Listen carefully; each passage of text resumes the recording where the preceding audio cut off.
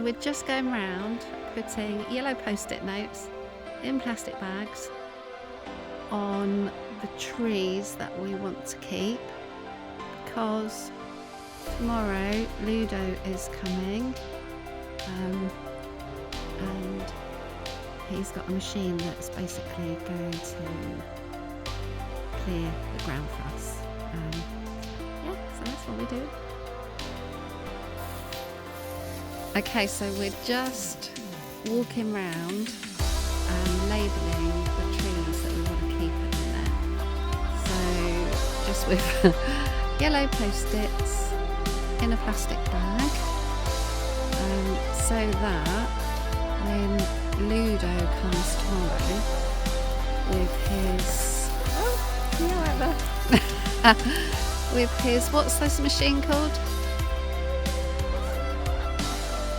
A muncher machine. Then he knows what we want to keep. Okay, so we're going all the way round, front and back.